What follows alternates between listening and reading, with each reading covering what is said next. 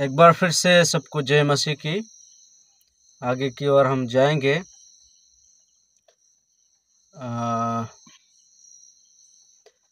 आप लोग वचन पढ़ना। मरकुस की किताब 10 अध्याय का 13 से लेके 16 वचन तक। मरकुस की किताब 10 अध्याय 13 से लेकर के 16 वचन तक। ठीक है, अगर आपको मिल गया है तो हाँ जी पढ़िए। 13 से। प्रभु के नाम को महिमा हो। फिर बालकों को उसके पास लाने लगे कि वह उन पर हाथ रखें, पर चेलों ने उनको डांटा। यीशु ने यह देखकर तुरंत होकर उनसे कहा, बालकों को मेरे पास आने दो, उन्हें मना मत करो, क्योंकि परमेश्वर का राज ऐसा ही का है। मैं तुमसे सच कहता हूँ, जो कोई परमेश्वर के राज्य को बालक के समान ग्रहण ना करेगा, वह उसमें कभी भी प्रवेश ना करने पाएगा। और उसने उन्हें गोद में लिया और उन पर हाथ रखे और उन्हें आशीष दी।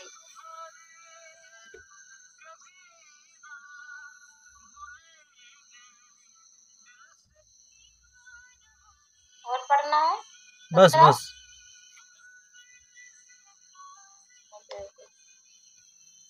जब वह वहां से निकलकर मार्ग में जा रहा था, तो एक मनुष्य उसके पास दौड़ता हुआ okay, thank you sister, thank you. प्रभु आपको आशीष दे। ओके, प्रार्थना करते हैं। प्रभु जी, हम आपके चरणों में आते हैं महिमा और स्तुति आराधना करते हुए। प्रभु, इस समय जो जीवित कलम को हमने पढ़ा है, हम तेरे हाथ में सौंपते हैं। इस वचन के द्वारा हमसे बातें करिएगा, मुझे इस्तेमाल करें। जितने लोग जुड़े हैं उन सबको सुनने के लिए सहायता करें। हृदय की पट्टियों में लिखकर उसी के अनुसार आगे बढ़ने वाला बन जाए। 30, 60, 100 गुना फल लाने वाला बने।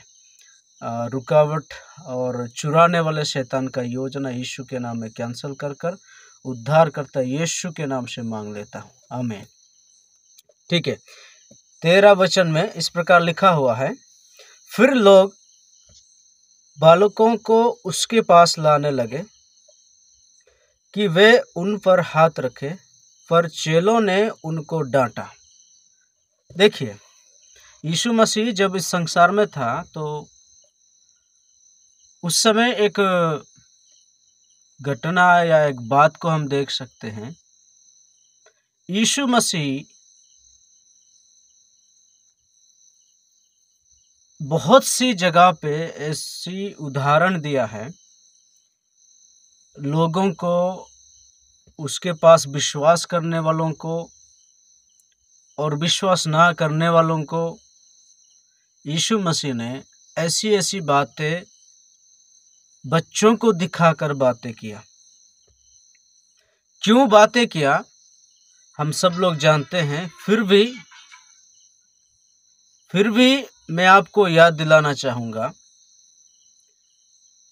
सबसे बढ़ के यीशु मसीह मुझसे और आपसे भी बढ़ के यीशु मसीह उन बच्चों को प्यार करता है, उन बच्चों को चाहता है, उन बच्चों को अपने पास बुलाता है, उन बच्चों को हमेशा सुरक्षा देने की कोशिश करता है और उन बच्चों को हमेशा बच्चों के लिए यीशु मसीह चिंता करता है। लेकिन यहाँ पे क्या हो रहा है, यहाँ पे यीशु मसीह के जो चेले थे, उन्होंने जैसे बच्चों को वहां पर लाया जा रहा था, उन्होंने डांटना शुरू किया। वजह क्या हो सकता है? कई वजह हो सकता है। मेरे ख्याल से वहां पे चेले लोगों को परेशानी आ रहा था, यानी कि बच्चे, यानी एक जगह पे अगर उनको छोड़ा जाएगा उद्यम करेंगे, लापरवाही करेंगे और कई प्रकार की समस्या को उन्होंने खड़ी करते हैं। चेलों को उन बातों को देखकर हो सकता है पहली बात तो उनको डांट रहे थे या फिर उनके माता पिता को डांटते थे। हे क्यों, है ना, क्यों बच्चों को हमारे गुरु के पास या यीशु मसीह के पास लेके आते हो। इस प्रकार से उन्होंने डांटना शुरू किया होगा। और दूसरी बात हो सकता है कि इनको मालूम नहीं था, लेकिन मुझे और आपको और सबसे बढ़ के यीशु मसीह को मालूम है बच्चे ही भविष्य है ना। बहुत सी परिवारों में आप देख सकते हैं जिसके परिवार में संतान पैदा नहीं होते, इतनी निराशा, इतनी चिंताओं में हम देख सकते हैं और कई पैसों को उन्होंने गवा दिया और जो ईश्वर को विश्वास करते थे हो सकता है वहां पे क्या नहीं किया होगा। ऐसे से परिवार को जब मिलते हैं बहुत दुखी लगता है हमें देखकर। कोई 8 साल से, कोई 10 साल से, कोई 15 साल से कहते हैं कि भैया हम इतना खर्चा किया है, क्या नहीं किया, किस मंदिर में नहीं गया, किस ईश्वर के पास नहीं गए। और जब आखिरी में सुनते हैं तो काफी निराशा, आंसू बहाकर वो बताते हैं। इसलिए यीशु मसीह इन बातों को जानता है। अगर हो सकते हैं आप भी मसीह हो और मैं भी हो सकता हूं, तो हमें भी जानना है। भजन संहिता 127 का 3 में जब लिखते हैं, बहन आप पढ़ सकते हैं भजन संहिता 127 का 3।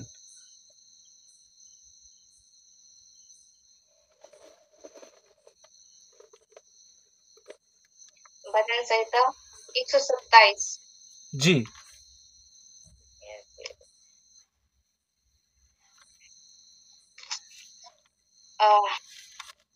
देखो लड़के यहोवा के दिए हुए भाग हैं और गर्भ का फल उसकी ओर से प्रतिफल है। हाँ, यही मैं कहना चाहता हूँ कि देखो लड़के यहोवा के दिए हुए भाग है। यहाँ पे कहा गया है, साफ साफ लिखा गया है कि लड़का हो या लड़की हो या संतान क्यों ना हो, परमेश्वर का दिया गया एक दान है। ये हमें ठानना है और मैं ये विश्वास भी करता हूं कि जिसके जीवन के लिए परमेश्वर का अनुग्रह नहीं होता है उसकी परिवार में संतान नहीं मिलता है। लेकिन मैं और आप खुश नसीब है, शादी करते करते ही 1-2 महीना के बाद ही क्या है, हमें उत्तर मिलता है कि हमें बच्चे मिलने वाले हैं, है कि नहीं। इसलिए मैं खुशनसीब हूं, प्रभु को धन्यवाद देता हूं। और एक एक परिवार में जब ऐसा भी होता है कि मैं एक गवाही को बताऊंगा। गोरखपुर में एक भैया था, जब शादी किया तो उसकी पत्नी को काफी दुष्ट आत्माएं जो है सताया, और जब पीरियड आता था काफी मुश्किल होता था उसकी पत्नी को। साथ ही साथ 1-2 बार हो भी चुका था, वो कट जाता था, टूट जाता था। क्यों? इसलिए होता था कि दुष्ट आत्मा उसके अंदर काम कर रहा था, वो हमेशा उसको परेशानी करती थी। उन्होंने कई मंदिरों में लेकर गए, उस समय यीशु मसीह को वो नहीं जानता था। कई बाबाओं के पास लेकर गए, कई पैसा उन्होंने गवा दिया। फिर आखिरी में उसका रिश्तेदार उनको बताया, यदि तुम घृणा नहीं करोगे तो एक चीज मैं बताऊंगा, वहां पे अगर लेकर जाओगे जरूर परमेश्वर प्रभु एक अद्भुत कार्य आपके जीवन में करने वाला है, करेगा। तो उन्होंने कहा, रोकर बताया, मुझे बताइएगा, मैं घृणा किसी को नहीं करता हूं, वो भी इंसान है, हम भी इंसान हैं, इसमें क्या बात विवाद है। उन्होंने कहा। कहने के बाद उसके रिश्तेदार उसको बताया, एक ऐसा ऐसा जगह है, वहां पे जाओ संडे के दिन में, और वहां पे वो लोग जैसे जैसे करेंगे, जैसे जैसे तुमको बताएंगे वैसे करना है। देखोगे ये दुष्ट आत्मा उसके जीवन से जाएगा, और तुम्हारा जो लालच है, तुम्हारा जो आवश्यक है, वो परमेश्वर जरूर पूरा करेगा।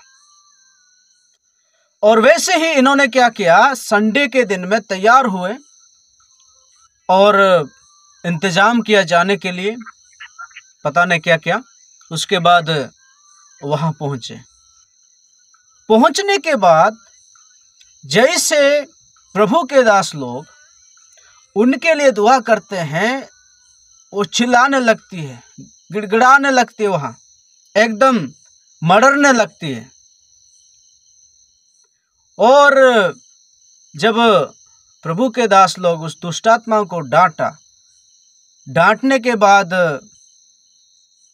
कई घंटे लगा, और वो दुष्टात्मा उसके जीवन से चली गई, वो ठीक हो गई।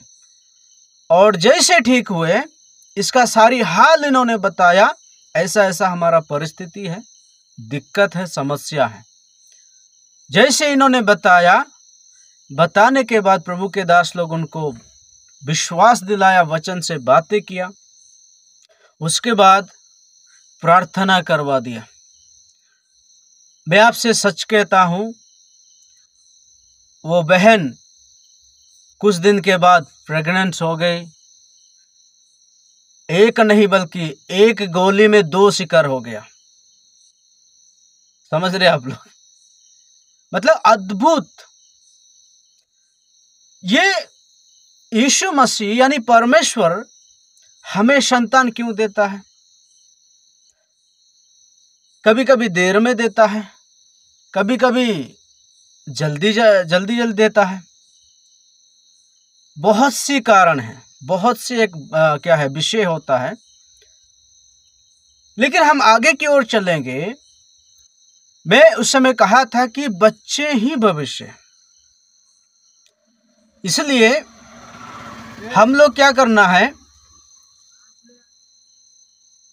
उनको हो सकता है हर प्रकार से हमें मदद करना, हम तैयार करना है, और उनके लिए हम दुआ करना है, प्रभु के पास लेकर जाना है, प्रभु का वचन पढ़ाना है, प्रार्थना सिखाना है, वचन सिखाना है।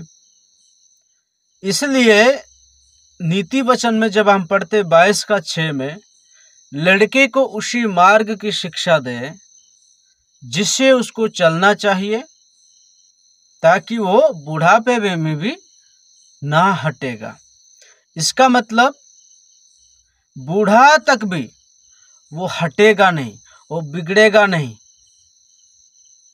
उनके द्वारा आपको मुझे शर्मिंदा ना होना पड़े।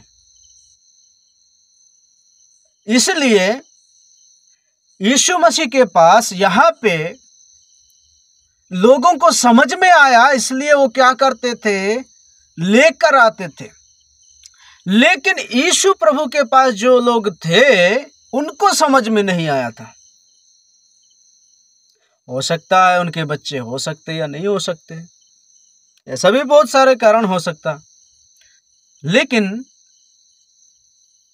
जो लाते थे, उनके मन में क्या था कि प्रभु यीशु के पास अगर ले जाएंगे तो वो आशीष करेगा, वो इन्हें ऐसा शिक्षा देगा, और उनका शिक्षा को पाने के बाद आशीष में बढ़ेंगे, कभी बिगड़ेंगे नहीं, कभी हमें शर्मिंदा ना कराएंगे। इन बातों को समझते हुए वो लोग वहां पर लेके आते थे। मुझे और आपको भी ये लोगों से सीखना है। हमें और आपको भी रोज, हर दिन, हर संडे हमें क्या करना है? उनको प्रभु में बढ़ाना है, वचन में बढ़ाना है, गीतों को सिखाना है, गवाहियों को सुनाना है। कुछ नहीं। तो इसलिए हमें क्या करना है? आगे बढ़ना है। अगर इन बातों को हम अंदाज कर देंगे तो काफ़ी दिक्कत हो सकता है। और जब हम आगे पढ़ते हैं, यहाँ पर यीशु ने यह देखकर क्रोध होकर उनसे कहा, बालकों को मेरे पास आने दो और उन्हें मना ना करो, क्योंकि परमेश्वर का राज ऐसों ही का है ना। यीशु मसीह जानता है, यीशु मसीह समझता है, इनको मेरी आवश्यकता है, मेरे आशीष की आवश्यकता है, मेरी शिक्षा की आवश्यकता है। अगर मैं इनको साथ नहीं दूंगा, अगर मेरी शिक्षा में ये जाएंगे नहीं, ये आने वाले समय में बिगड़ जाएंगे। शैतान इनको पकड़ेगा, शैतान इनको हरा देगा, शैतान इनको क्या करेगा? नष्ट करेगा। ये जानता था यीशु मसीह, इसलिए यहाँ पे उन चेलों को डांटता है। कभी कभी हम यदि वचनों में लेकर नहीं जाते हैं, प्रभु में लेकर नहीं जाते हैं, यीशु मसीह मुझे और आपसे भी गुस्सा होता है। दूसरी बात मैं आपसे कहना चाहूंगा, भविष्य में महिमा करने वाला, यीशु मसीह का सेवकाई करने वाला, यीशु मसीह की उसका तारीफ करने वाला ये बच्चे लोग हैं। शैतान के खिलाफ लड़ने वाला, सामना करने वाला ये बच्चे लोग हैं, ये जवान लोग हैं। इसलिए यहां पे प्रभु यीशु मसीह गुस्सा होते हैं, क्रोध होते हैं। मैं ये कहना चाहता हूं, मुझे और आपको भी हमें क्रोध नहीं दिलाना है। हम कभी कभी अपने कार्यों से, अपने बातों से, अपने चाल चलन से क्या है? क्रोध करा देते हैं। किसको? प्रभु को। मुझे और आपको ऐसा ना करना चाहिए, है ना। यहाँ पे यीशु मसीह साफ साफ कहते हैं कि जो परमेश्वर के राज को बालकों के समान ग्रहण ना करे, वे उसमें कभी प्रवेश ना करने पाएगा। बहुत सी बातों को यहां पर लिखा हो, बहुत सी गहराई है यहां पे। लेकिन मैं इतना कहना चाहता हूं, इतना ही बात करना चाहता हूं कि उन बच्चों को हमें आगे बढ़ाना है। एफिसियों 6:1 में इस प्रकार लिखा हुआ है, एफिसियों 6:1, कोई अगर मिल गया है किसी को तो आप पढ़ सकते हैं।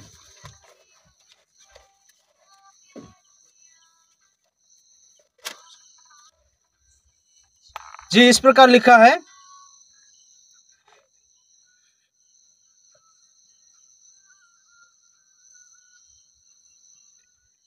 हे बालकों, प्रभु में अपने माता पिता के आज्ञाकारी बनो, क्योंकि यह उचित है। अपनी माता और पिता का आदर करो, यह पहली आज्ञा है, जिसके साथ प्रतिज्ञा भी है कि तेरा भला हो और तू धरती पर बहुत दिनों जीवित रहे।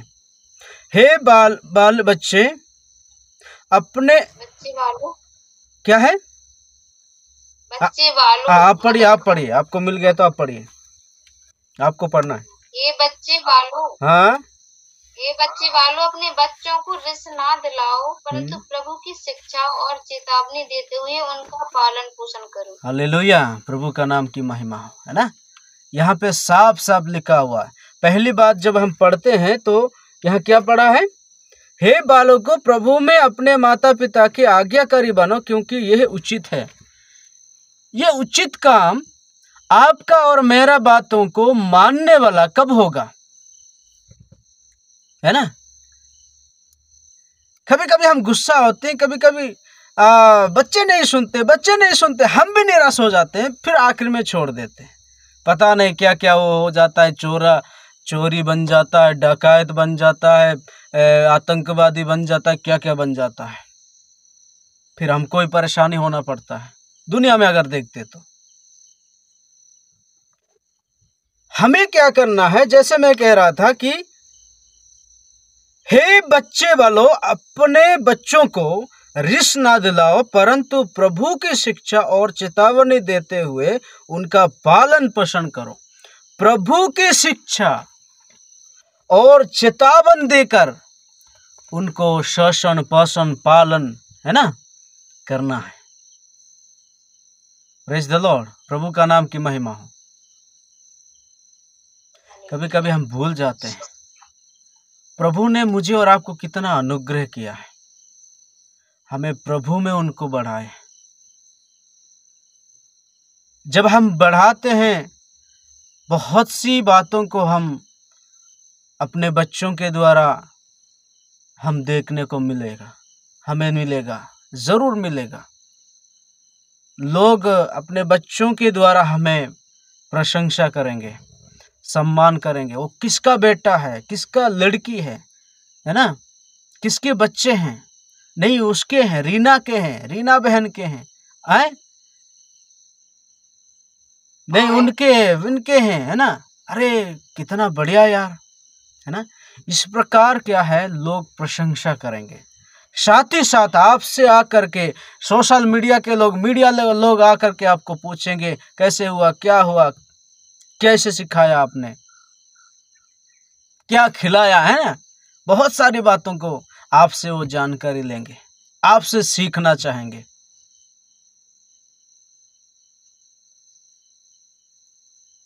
प्रभु हमेशा चाहता है कि संतान, बच्चे मेरे पास लाओ, हमारे पास लाओ। कभी कभी हम शैतान के हाथ में दे देते हैं। शैतान तो झूठा है, झूठ का पिता है, सूअर की तरह है ना। वो अगर उनके पास, उनको हाथ में अगर हम दे देंगे, समर्पण कर देंगे, तो क्या होगा, शैतान की तरह बन जाएंगे। फिर हम बाद में शैतान ही है बोलते रहेंगे। कभी कभी शैतान भी कुछ नहीं करता है, फिर भी हम शैतान बोल देते हैं। शैतान भी कंफ्यूजन हो जाता है, अरे मैंने तो कुछ कर ही नहीं रहा, कुछ किया ही नहीं है, वो डाउट में आ जाएगा। लेकिन ये रीना बहन तो हमारे नाम लेती है कि नहीं। ऐसा नहीं है, प्रभु हमको बुद्धि और ज्ञान दिया है ना, वचन दिया है, वचन को हमें पढ़ना है, वचन के अनुसार हमें क्या करना है, उनको आगे ले जाना है। परमेश्वर का वचन सबको बात करता है, मुझे भी, आपसे भी, और जो सुनने वाला है, सुनने को पसंद करते हैं, उन सबको बात करता है। फिर आखिरी में इस प्रकार वो कहते हैं, और उसने उन्हें गोद में लिया और उन पर हाथ रखकर उन्हें आशीष दिया। देखिए, ये यहूदी था, कौन, यीशु मसीह। यहूदी मतलब आप जानते हो, बड़ा धर्म माना जाता है, बिरादरियों में बड़े होते हैं। जैसे हमारे क्षेत्र में ठाकुर लोग हैं और ब्राह्मण लोग हैं जो बड़े जात के बोलते हैं, वैसे इस्राएलियों में यहूदी लोगों को काफ़ी बड़ा मानते हैं। उनके वंश में क्या है, यीशु मसीह का पैदा हुआ, यीशु मसीह का जन्म हुआ था। वो यीशु मसीह बड़े बिरादरी में पैदा होने के बावजूद भी क्या है, उन बच्चों को अपने गोद में लिया, अपने गोद में लेकर उन्होंने आशीष दिया। मैं आपसे कहना चाहता हूं, हमेशा हम अपने बच्चों को आशीष करें, यीशु मसीह के नाम से आशीष करें। देखेंगे आने वाले दिनों में किस प्रकार वो बनते हैं। सही में ऐसे ऐसे परिवार को मैं मिल चुका हूँ, आप भी मिल चुके हो, मिले होंगे कि प्रभु ने ऐसे ऐसे बढ़ाया उन लोगों को।